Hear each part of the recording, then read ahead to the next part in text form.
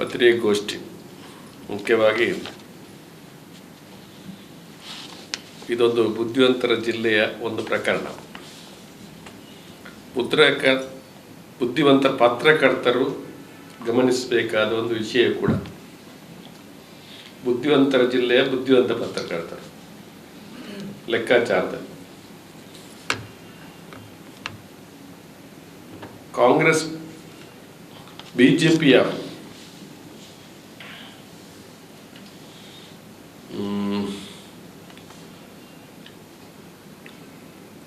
ರಾಜ್ಯಾಧ್ಯಕ್ಷರಾದಂಥ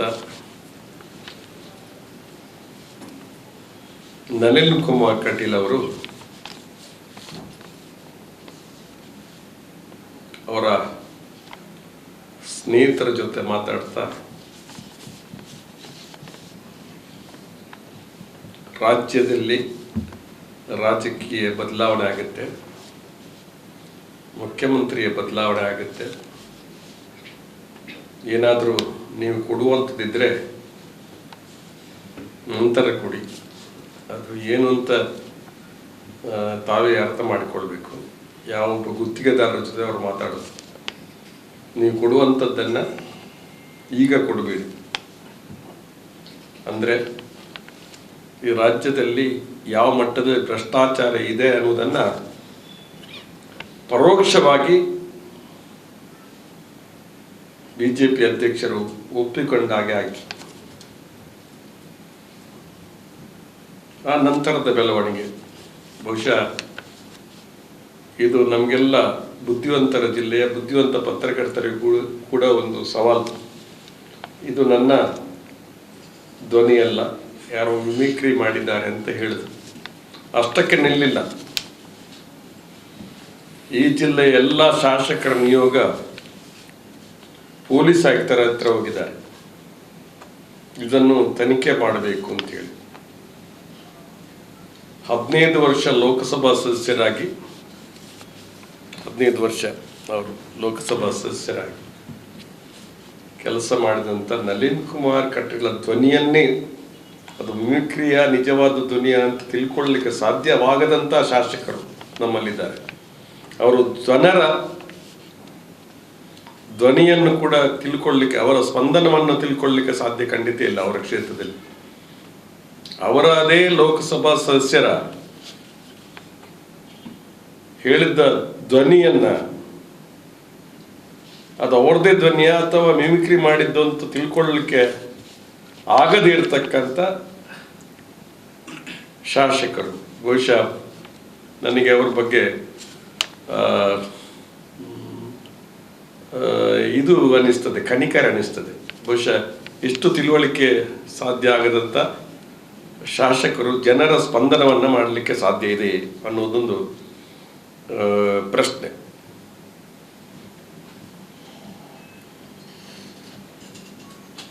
police ಆಯುಕ್ತರಿಗೆ ಮನವಿ ಕೊಟ್ಟು 1 ವಾರ ಆಯಿತು. ಮನವಿ ಕೊಟ್ಟು ತನಿಖೆ ಆಗಬೇಕು ಅಂತ ಅರ್ಥ. ತನಿಖೆ ಆಗಬೇಕು. ಮನವಿ ಕೊಟ್ಟದ್ದು ಯಾಕೆ? ತನಿಖೆಗೆ. ನಮ್ಮ ಕಮಿಷನರು, ಪೊಲೀಸ್ ಆಯುಕ್ತರು ಸಾಮಾಜಿಕ ಜಾಲತಾಣದ ವಿಚಾರದಲ್ಲಿ ಅದು ನಿರ್ದಿಷ್ಟವಾಗಿ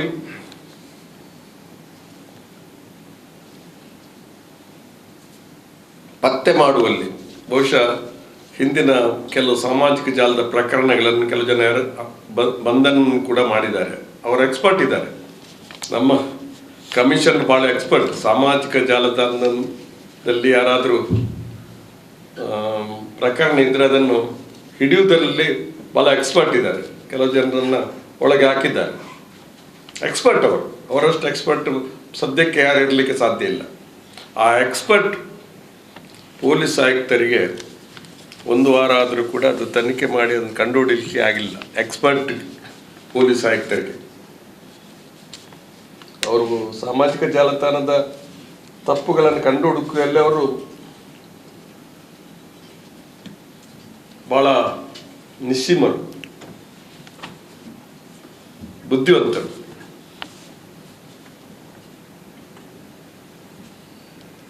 ಪರಿಣಿತರವರು. ಇದನ್ನೇ ಪತ್ತೆ ಮಾಡೋದ್ರಲ್ಲಿ ಅವರಿಗೆ ಕಷ್ಟ ಆಗಲಿಕ್ಕಿಲ್ಲ ಅಂತ ಹೇಳುವಂಥ ಒಂದು ವಿಚಾರವನ್ನು ಕೂಡ ನಾನು ಹೇಳಲಿಕ್ಕೆ ಇಷ್ಟಪಡ್ತಾ ಇದ್ದೇನೆ. ಅಂದರೆ ಈ BJPಯವರು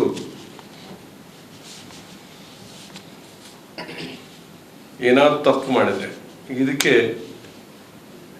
ಪರೋಕ್ಷವಾಗಿ ವಿಪಕ್ಷದವರು ಕಾರಣ ಅಂತ ಹೇಳುವಂಥ ರೀತಿಯಲ್ಲಿ, ಅಂದರೆ ಈ ಧ್ವನಿ ಕಾಂಗ್ರೆಸ್ನವರು ಮಾಡಿಸಿದ್ದಾರೆ ಅಂತ ಹೇಳುವ ರೀತಿಯಲ್ಲಿ ಅವರು ಮಾತಾಡಿದ್ದಾರೆ. ಕೈವಾಡ ಇದೆ ಅಂತ ಕೂಡ ಮಾತುಗಳು ಬಂತು. ತನಿಖೆ ಆಗುವುದು ಒಳ್ಳೆಯದೇ, ತನಿಖೆ ಆಗಬೇಕಾಗಿದೆ ವಿಚಾರ ಕೂಡ. ಆದರೆ ಈ ದೇಶದ ರಾಜಕೀಯ ಇತಿಹಾಸದಲ್ಲಿ, ರಾಜ್ಯದ ರಾಜಕೀಯ ಇತಿಹಾಸದಲ್ಲಿ ಯಾವುದೇ ಆರೋಪ ಬಂದಾಗ ತನಿಖೆ ಅಂತೂ ಮಾಡಿದ್ದು ನಮ್ಗೆ ಗೊತ್ತಿಲ್ಲ. ನಮ್ಮ UPA ಸರ್ಕಾರ ಇದ್ದಾಗ ದೇಶದ ಅನೇಕ ವಿಷಯದ ಬಗ್ಗೆ ತನಿಖೆ ಆಗಬೇಕು ಅಂತಂದಾಗ ತನಿಖೆ ಮಾಡಿದಂಥ ಇತಿಹಾಸ ಇದೆ. ಇವರು ಯಾವುದೇ ರೀತಿ ತನಿಖೆ ಮಾಡುವಂಥ ಒಂದು ಪ್ರಸಂಗವೇ ಇಲ್ಲ. ಅನೇಕ ವಿಷಯಗಳನ್ನು ನಾವು ಉಲ್ಲೇಖ ಮಾಡಿದ್ದೆ. ಈಗ ಶಶಿಕಲಾ ಜೊಲ್ಲೆ ಅವರು ಮಹಿಳಾ ಮತ್ತು ಮಕ್ಕಳ ಕಲ್ಯಾಣ ಇಲಾಖೆಯ ಮಂತ್ರಿಗಳು. ಅವರು ಮಕ್ಕಳಿಗೆ ಕೊಡುವಂಥ ಪೌಷ್ಟಿಕ ಆಹಾರವನ್ನು ಕೊಡ್ತಕ್ಕಂಥ ಅಂಗನವಾಡಿ ಅಂತ ಅದು ಪರಿಕಲ್ಪನೆ ತಂದವರು ಇಂದಿರಾ ಗಾಂಧಿ ಅವರು. ಎಲ್ಲ ತಾಲೂಕಲ್ಲಿ ಅಂಗನವಾಡಿ ಇರಲಿಲ್ಲ, ಹಂತ ಹಂತವಾಗಿ ಅಂಗನವಾಡಿಗಳು ಬಂತು. ಅವರು ಟೀಚರ್ಗಳಲ್ಲ, ಅವರು ಅಂಗನವಾಡಿ ಕಾರ್ಯಕರ್ತೆ. ಅವರು ಅಲ್ಲಿ ಕೆಲಸ ಮಾಡೋದು. ಅವ್ರದ್ದು ಪೂರ್ವ ಪ್ರಾಥಮಿಕ ಅಂಗನವಾಡಿ ಅಂದರೆ ಪೌಷ್ಟಿಕ ಆಹಾರ ಕೊಡ್ತಕ್ಕಂಥ ಕೇಂದ್ರ. ಆ ಪೌಷ್ಟಿಕ ಆಹಾರ ಕೊಡ್ತಕ್ಕಂಥ ಕೇಂದ್ರದ ಮಗುವಿಗೆ, ಹೊಟ್ಟೆಯಲ್ಲಿದ್ದ ಗರ್ಭಾವಸ್ಥೆಯಲ್ಲಿದ್ದ ಮಗುವಿಗೆ ಕೂಡ ಕೊಡುವಂಥ ಪೌಷ್ಟಿಕ ಆಹಾರ ಇದೆ. ಮತ್ತು ಸಣ್ಣ ಮಕ್ಕಳಿಗೆ ಕೊಡ್ತಕ್ಕಂಥ ಪೌಷ್ಟಿಕ ಆಹಾರ ಎಲ್ಲಿದೆ? ಈ ಪೌಷ್ಟಿಕ ಆಹಾರ ಮಕ್ಕಳಿಗೆ ಕೊಡ್ತಕ್ಕಂಥ ಪೌಷ್ಟಿಕ ಆಹಾರದಲ್ಲಿ ತಿನ್ನುವಂಥವ್ರು ಬಹುಶಃ ಅದು ಕೂಡ ಒಂದು ರೀತಿ ತನಿಖೆ ಆಗಬೇಕು ಅಂತ ಹೇಳುವಂಥ ಮಾತನ್ನು ನಾನು ಹೇಳಲಿಕ್ಕೆ ಇಷ್ಟ. ಇದು ನಮ್ಮ ಸರ್ಕಾರ ಇದ್ದಾಗ ಮೊಟ್ಟೆ ಕೊಡುವಂಥ ಹಾಲು ಕೊಡ್ತಕ್ಕಂಥದ್ದು, ಮೊಟ್ಟೆ ಕೊಡ್ತಕ್ಕಂಥದ್ದು ಅಂಗನವಾಡಿ ಪರಿಕಲ್ಪನೆ, ಅದು ಇಂದಿರಾ ಗಾಂಧಿಯವರು ಕಾಂಗ್ರೆಸ್ ಪರಿಕಲ್ಪನೆ. ಇವತ್ತು ಬಡವರಿಗೆ ಬೇಕಾದಂಥ ಕಾರ್ಯಕ್ರಮ ಕೊಟ್ಟಿರ್ತಕ್ಕಂಥ ಅನ್ನಭಾಗ್ಯ ಇರ್ಬೋದು, ಯಾವುದೇ ಇವತ್ತು ಗರ್ಭಿಣಿಯವರ ಆರೈಕೆ ಮಾಡ್ತಕ್ಕಂಥ ಕಾರ್ಯಕ್ರಮ ಏನೆಲ್ಲ ಬಂದಿದೆ ಅದರಲ್ಲೂ ಕೂಡ ಕಾಂಗ್ರೆಸ್ಸಿನ ಒಂದು ಕಾರ್ಯಕ್ರಮ.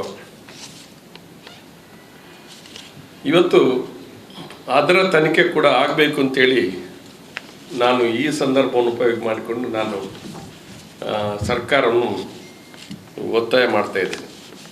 ನೀವು ಪತ್ರಕರ್ತರು, ಇನ್ನೊಂದು ಮುಖ್ಯವಾದ ವಿಚಾರ, ದೇಶದ ಒಂದು ಪ್ರಮುಖ ಪತ್ರಿಕೆಯಾದಂಥ ದೈನಿಕ ಭಾಸ್ಕರ್ ಮತ್ತು ಭಾರತ ಸಮಾಚಾರ ಇವರು ಸರ್ಕಾರದ ವೈಫಲ್ಯದ ಬಗ್ಗೆ, ಇವತ್ತು 4ನೇ ಅಂಗವಾದ ಪತ್ರಿಕೆ ಏನಾದರೂ ತಪ್ಪುಗಳಿದ್ರೆ ವಿರೋಧ ಪಕ್ಷ ಅದನ್ನು ಮಾಡಲಿಕ್ಕೆ ಸಾಧ್ಯ ಇಲ್ಲದಿದ್ದರೆ ಪತ್ರಿಕೆ ಮಾಡಬೇಕು ಅಂತೇಳಿ ಒಂದು ಮಾತಿದೆ. ಪ್ರಜಾಪ್ರಭುತ್ವ ವ್ಯವಸ್ಥೆಯಲ್ಲಿ ಪ್ರಮುಖವಾಗಿ 4ನೇ ಪ್ರಮುಖ ಅಂಗ ಪತ್ರಿಕೆ ಅಂತ. ಪತ್ರಿಕೆ ಇವತ್ತು ಶವ ನದಿಯಲ್ಲಿ ಹೋಗಿರ್ತಕ್ಕಂಥ ಇರ್ಬೋದು, ಇನ್ನೊಂದು ವಿಚಾರ ಇರ್ಬೋದು, ಅದನ್ನು ಅವರ ಮೇಲೆ ಇಡೀ ದೇಶದಲ್ಲಿರ್ತಕ್ಕಂಥ ಅವರೆಲ್ಲ ಕಚೇರಿಗೆ ಇಡಿ ರೈಡ್ ಆಯಿತು. ಇದು ಪತ್ರಿಕೆಯ ಮೇಲೆ ನಡೀತಕ್ಕಂಥ ಸವಾಲು. ಯಾಕೆ ಯಾರು ಮಾತಾಡಬಾರ್ದು ಅಂತೇಳಿ, ಅವರ ಪರವಾಗಿ ಮಾತಾಡೋರು ಮಾತ್ರ ಮಾತಾಡಬೇಕು. ಇದು ಪತ್ರಕರ್ತರಾದ ತಾವುಗಳು ಇದನ್ನು ಒಂದು ವಿಶೇಷವಾಗಿ ಯೋಚನೆ ಮಾಡಬೇಕಾದ ವಿಷಯ. ಪೆಗಾಸಸ್ನ ಬಗ್ಗೆ ಕೂಡ ಇವತ್ತು ಏನು ಗೂಢಾಚರ್ಯೆ, ಅದನ್ನು ದೇಶದ್ರೋಹಿಗಳಿಗೆ ಅದನ್ನು ಕಂಡುಹಿಡ್ತಕ್ಕಂಥ ಒಂದು, ಅದು ಇಸ್ರೇಲ್ನವರು ತನಿಖೆಗೆ ಮಾಡಲಿಕ್ಕೆ ಇಲ್ಲಿ ಭಾರತದಲ್ಲಿ ಅದು ದುರ್ಬಲಕೆ ಆಗಿದೆ ಅನ್ನುವಂಥ, ನಮಗೆ ಬೇಕಾಗಿರ್ತಕ್ಕಂಥದ್ದು ತನಿಖೆ. ಬೋಫೋರ್ಸ್ನ ಬಗ್ಗೆ ಜನರು ದೊಡ್ಡ ಮಟ್ಟದ ಅದರಲ್ಲಿ ತಪ್ಪಾಗಿದೆ ಅಂತ ಹೇಳುವಾಗ ಕಾಂಗ್ರೆಸ್ UPA ಸರ್ಕಾರ ಜಾಯಿಂಟ್ ಪಾರ್ಲಿಮೆಂಟ್ ಕಮಿಟಿಗೆ ಒಪ್ಪಿಸಿದ್ದಾರೆ. ಪ್ರತಿಯೊಂದು ಪ್ರಕರಣವನ್ನು ತಮ್ಮ ಗಮನಕ್ಕೆ ಪ್ರತಿಯೊಂದು ಪ್ರಕರಣವನ್ನು UPA ಸರ್ಕಾರ ತನಿಖೆಗೆ ಒಳಪಡಿಸಿದೆ. ತಪ್ಪಿತಸ್ಥರಂತೂ ಕಂಡು ಬಂದಲ್ಲಿ ಅವರ ಮೇಲೆ ಕ್ರಮವನ್ನು ಮಾಡ್ತಕ್ಕಂಥದ್ದು ಕೂಡ ಮಾಡಿದೆ. ತನಿಖೆ ಆಗದಿದ್ದರೆ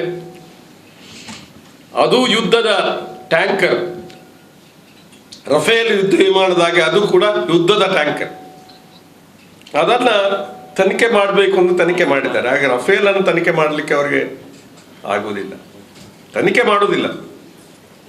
ಮಾಡುವುದಿಲ್ಲ. ಫ್ರಾನ್ಸ್ ಅವರು ತನಿಖೆ ಮಾಡಲಿಕ್ಕೆ ತಯಾರಿದ್ದಾರೆ, ಮಾಡ್ತೇವೆ ಅಂತ ಹೇಳ್ತಾ ಇದ್ದಾರೆ ಈಗ ಸದ್ಯಕ್ಕೆ. ಆದರೆ ನಿಮ್ಮಲ್ಲಿ ನಾನು ಕೇಳ್ತೀನಿ, UPA ಸರ್ಕಾರ 7 ವರ್ಷ ಆಯಿತು, ಒಂದೇ ಒಂದು ಆರೋಪಗಳನ್ನು ತನಿಖೆ ಮಾಡಿದಂಥ ಒಂದು ಸರ್ಕಾರ ಇದ್ದರೆ ಅದು ಮೊಂಡು ಸರ್ಕಾರ.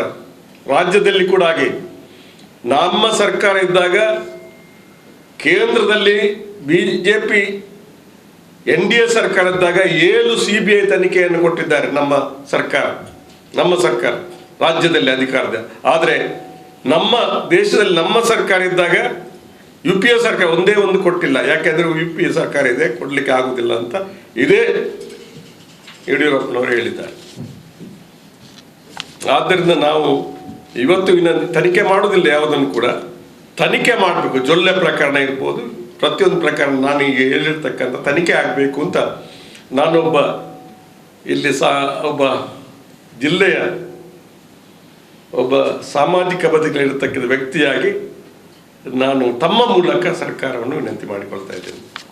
ಕುಮಾರ್ ಕಟೀಲ್ರ ಬಗ್ಗೆ ನಿಮ್ಗೆಲ್ಲರೂ ಪತ್ರಕರ್ತರಿಗೆ ಗೊತ್ತಿದೆ, ಅವರ ವ್ಯಂಗ್ಯ ನಗು ಉಂಟಲ್ಲ, ಅದು ಯಾರಿಗೆ ಮಾಡಲಿಕ್ಕೆ ಆಗೋದಿಲ್ಲ. ನಾನು ಮೊನ್ನೆ ಹೇಳಿದ್ದೇನೆ ಒಂದು ವಿಷಯ, ರೈತರ ಒಂದು ಚಳುವಳಿಯನ್ನು ಉದಾಹರಣೆಯಾಗಿ ತೆಗೆದುಕೊಳ್ಳಿ. ಪಕ್ಷಾತೀತವಾದಂಥ ಚಳುವಳಿ, ಅದು ಎಷ್ಟು ಸಮಯ ಆಯಿತು? ಇದೇ ಟಿಕಾಯತ್ನ ತಂದೆ ಅವರು ಚಳುವಳಿಯನ್ನು ಪ್ರಾರಂಭ ಮಾಡುವಾಗ ನಮ್ಮ ಕೇಂದ್ರ ಸರ್ಕಾರ ಅವರನ್ನು ಕರೆದು ಮಾತಾಡಿಸಿ ಯಾವುದಾದ್ರೊಂದು ಸಮಾಧಾನ ಮಾಡಿ ಅವರಿಗೆ ಸಮಜಾಯಿಸಿಕೆ ಮಾಡಿ ಚಳುವಳಿಯನ್ನು ಪರಿಹಾರ ಮಾಡಲಿಕ್ಕೆ ಪ್ರಯತ್ನ ಮಾಡಿ ಚಳುವಳಿ ನಿಲ್ಲಿಸಿದ್ದಾರೆ. ಇವತ್ತು ಇವರನ್ನು ನಾವು ಮುಕ್ತವಾಗಿ ಮಾತುಕತೆಗೆ ತಯಾರಿದ್ದೇವೆ ಅಂತ ಹೇಳೋದು, ಕರೆಯುವುದು, ವಾಪಸ್ ಕಳಿಸೋದು.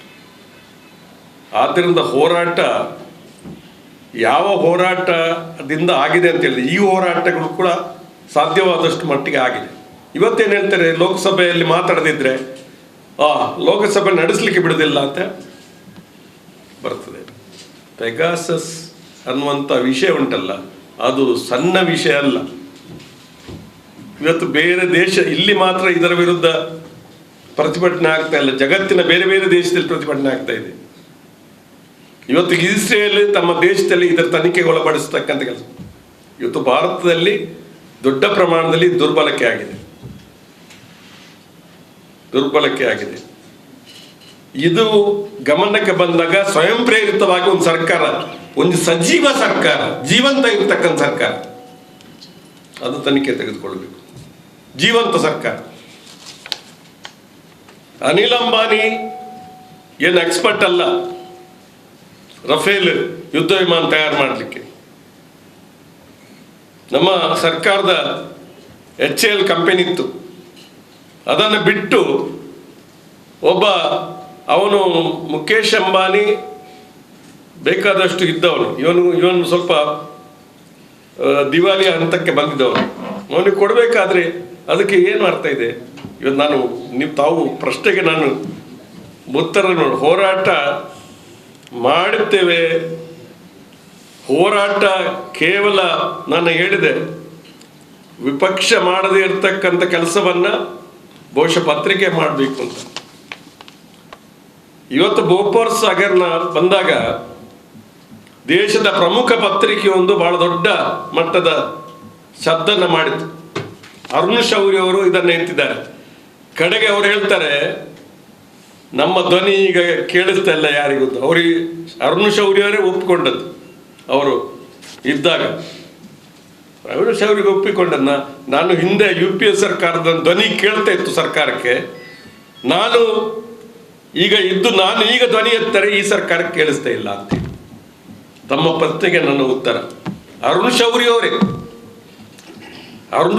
ಅವರು ಹೇಳಿದ ಮಾತು, ನನ್ನ ಮಾತುಗಳು ಪ್ರಭಾವ ಬಿದ್ದಿದೆ, ದೇಶ ತನಿಖೆಗೆ ಕಾರಣ ಆಗಿದೆ. ಆದರೆ ಇವತ್ತು ನನಗೆ ಮಾತಾಡಿದ್ರು ಕೂಡ ನನ್ನ ಧ್ವನಿ ಎಲ್ಲಿಗೂ ಮುಟ್ಟುವುದಿಲ್ಲ ಅಂತೇಳಿ ಅವರು ನೋಡಿ. ಶೌರಿ ನಾನು ಪ್ರತಿಪಕ್ಷದ ಅಂತ ಹೇಳೋದು ಕಿವಿ ಕೊಡೋದಿಲ್ಲ ಅಂತೇಳಿ ಅವರು ಬಾಯಿದ್ದು ಮೂಗರಾಗಿದ್ದಾರೆ, ಕಿವಿಯಿದ್ದು ಕಿವಿಡರಾಗಿದ್ದಾರೆ, ಕಣ್ಣಿದ್ದು ಕೂಡರಾಗಿದ್ದಾರೆ. ಅವರ ಅಧಿಕಾರ ಒಂದೇ. ಇಷ್ಟು ದೇಶದಲ್ಲಿ ಕೊರೋನಾ ವೈರಸ್ ನಲ್ಲಿ ಬಾಧಿತರಾದಾಗ ಇವರು ಚುನಾವಣೆಯಲ್ಲಿ ವೆಸ್ಟ್ ಬೆಂಗಾಲ್ನಲ್ಲಿ ಎಷ್ಟು ಮೀಟಿಂಗ್ ಮಾಡಿದ್ರು ಈ ದೇಶದ ಪ್ರಧಾನಮಂತ್ರಿ ಅವರು? ಹೇಳ್ಬೋದು ಅವರು ಪ್ರಧಾನಮಂತ್ರಿ ಪ್ರಚಾರಕ್ಕೆ ಹೋಗಬಾರ್ದ ಅಂತ. ಹೌದು, ಮನಮೋಹನ್ ಸಿಂಗ್ ಪ್ರಧಾನಮಂತ್ರಿ ಆಗಿಲ್ವಾ? ಎಷ್ಟು ಚುನಾವಣೆಯಲ್ಲಿ ಪ್ರಚಾರಕ್ಕೆ ಹೋಗಿದ್ದಾರೆ ಸರ್ಕಾರ ಅಧಿಕಾರ ಸ್ಥಾನವನ್ನು ಇಟ್ಕೊಂಡು. ಅವರು ದೇಶದ ಆಡಳಿತ ವ್ಯವಸ್ಥೆ ಬಗ್ಗೆ ಹೆಚ್ಚು ಗಮನ ಕೊಟ್ಟವರು. ಇವರ ಆಡಳಿತ ವ್ಯವಸ್ಥೆ ಬಗ್ಗೆ ಗಮನ ಕೊಡುವುದಿಲ್ಲ. ಇವರು ಅಧಿಕಾರ ಬೇಕು ಇವರಿಗೆ, ಅದಕ್ಕೆ ಏನ್ ಬೇಕಾದ್ರೂ ಮಾಡ್ತಾರೆ. ಭಾವನಾತ್ಮಕವಾಗಿ ಜನರನ್ನು ಮರಳು ಮಾಡ್ತಕ್ಕಂಥ ಕೆಲಸವನ್ನ ಪ್ರತಿಯೊಂದು ಸಂದರ್ಭದಲ್ಲಿ ಮಾಡ್ತಾರೆ. ಏನಾದರೂ ಒಂದು ವಿಷಯಗಳನ್ನ ಎತ್ತಾರೆ, ಭಾವನಾತ್ಮಕದ ವಿಚಾರ, ಒಂದು ನೈಜ ಸ್ಥಿತಿ ಬಂದಾಗ. ಉದಾಹರಣೆಗಳು ನಿಮ್ಗೆ ಗೊತ್ತಿದೆ, ಯಾವ ಭಾವನಾತ್ಮಕದ ವಿಚಾರಗಳನ್ನು ಎತ್ತಾರೆ ಅಂತೇಳಿ. ಪ್ರತಿ ಸಂದರ್ಭದಲ್ಲಿ ಯಾವುದೋ ವಿಷಯ ಚರ್ಚೆಗೆ ಬಂದಾಗ ಅದನ್ನು ಬಿಟ್ಟು ಇನ್ನೊಂದು ವಿಷಯವನ್ನು ಮುಂದಕ್ಕೆ ತರ್ತಾರೆ. ಡೈವರ್ಟ್ ಮಾಡು, ವಿಷಯಾಂತರ ಮಾಡುವಂತ ಒಂದು ಕೆಲಸ. ಇವತ್ತು ನಾನು ಅದನ್ನು ಹೇಳುವುದಿಲ್ಲ, ತಾವು ಬುದ್ಧಿಜೀವಿಗಳಿದ್ದೀರಿ ಅಂತ ನಾನು ನಿಮ್ಮಲ್ಲಿ ಮಾತಾಡ್ತೇನೆ. ನಿಮಗೆ ತಿಳುವಳಿಕೆ ಇದೆ ಅಂತ ನಾನು ಮಾತಾಡ್ತಿದ್ದೇನೆ. ಎಲ್ಲ ವಿಷಯಗಳು ವಿಷಯಾಂತರ ಮಾಡ್ತಾರೆ. ಹೋರಾಟಗಳು ಕಡಿಮೆ ಆಗಿ ತನಿಖೆ ಆಗದೇ ಇರತಕ್ಕಂಥದ್ದಲ್ಲ, ಹೋರಾಟಗಳು ಎಲ್ಲ ಕಡೆ ಆಗ್ತದೆ. ನಾವು 7 CBI ತನಿಖೆ ರಾಜ್ಯದಲ್ಲಿ ಆಗಿದೆ ಅಂತ ಹೇಳಿದೆವು. ದೊಡ್ಡ ಹೋರಾಟ ಆಗಿದೆ ಅಂತ ನಾನು ಹೇಳುವುದಿಲ್ಲ. ಆದರೆ ಅದೇ UPA ಸರ್ಕಾರ ದೇಶದಲ್ಲಿದ್ದಾಗ ಅದು ಸರ್ಕಾರದ ಪರವಾಗಿರುವಂಥ ಏಜೆನ್ಸಿ ಅಂತ ಹೇಳ್ತಿದ್ರು, ಕೇಂದ್ರ ಸರ್ಕಾರ ಪರವಾಗಿರುವಂಥ ಏಜೆನ್ಸಿ. ನಾವು ಹಾಗಲ್ಲ. ನಾವು ಒಂದು ತನಿಖೆ ಅಂತ ಹೇಳಿದ್ರೆ ಅವರು UPA ಸರ್ಕಾರ ಅಲ್ಲ, NDA ಸರ್ಕಾರ ಇದ್ದಾಗ ನಾವು 7 CBI ತನಿಖೆಯನ್ನು ಕೊಟ್ಟವರು. ಅದು ಗಣಪತಿ ವಿಚಾರ ಇರ್ಬೋದು, ರವಿ ವಿಚಾರ ಇರ್ಬೋದು. ಅದರ ತನಿಖೆಯಲ್ಲಿ ಅದು ಸುಳ್ಳು ಅಂತ ಸಾಬೀತಾಗಿದೆ. ಅದನ್ನೆಷ್ಟು ಅಪಪ್ರಚಾರ ಮಾಡಿದ್ರು, ಎಷ್ಟು ಪ್ರಮಾಣದಲ್ಲಿ ಎಲ್ಲರೂ ಕೂಡ ಅದಕ್ಕೆ ಪ್ರಚಾರ ಕೊಟ್ಟರು. ಇದು ನಮ್ಮ ಜಿಲ್ಲೆಯನ್ನೇ ನಾವು ಉದಾಹರಣೆ ತೆಗೆದುಕೊಂಡಾಗ ಈ ಜಿಲ್ಲೆಯಲ್ಲಿ ಸುಮಾರು ಭಾವನಾತ್ಮಕ ವಿಚಾರಗಳು ಎತ್ತಿಕೊಂಡು ಅನೇಕ ಹತ್ಯೆಗಳಾಯಿತು. ಒಬ್ಬನೇ ಒಬ್ಬ ಕಾಂಗ್ರೆಸ್ನವರ ಹಿಂದೂ ಆಗಲಿ ಮುಸ್ಲಿಂ FIR ಇಲ್ಲ. ಅದು 2 ಸಂಘಟನೆಗಳು, ಮತೀಯ ಸಂಘಟನೆಗಳು, ಅವರೇ FIR ಇರುವುದು ಎಲ್ಲ ಹತ್ಯೆ ಪ್ರಕರಣದಲ್ಲಿ. ಇದು ಒಂದು ಜನ ಅರ್ಥ ಮಾಡಿಕೊಳ್ಳಿ, ಒಂದು ಚರಿತ್ರೆ ಇದು. ಯಾರು ಕೂಡ ಕಾಂಗ್ರೆಸ್ ಆಗಲಿ ಮುಸ್ಲಿಂ ಆಗಲಿ ಯಾರು ಕೂಡ ಒಂದು ಹತ್ಯೆಯಲ್ಲಿ FIR ಇಲ್ಲ. ಯಡಿಯೂರಪ್ಪನೇ ಹೇಳ್ತಾನೆ, ಯಡಿಯೂರಪ್ಪನಿಗೆ ಅರ್ಥ ಆಗ್ತದಂತೆ, ಗೊತ್ತಾಗ್ತದಂತೆ. ಈ MLAಗಳಿಗೆ ಅರ್ಥ ಆಗುದಿಲ್ಲ ಅಂತೇಳಿ ಯಡಿಯೂರಪ್ಪ ಹೇಳ್ತಾನೆ, ಅದು ಅವನದೇ ಧ್ವನಿ ಅಂತೇಳಿ.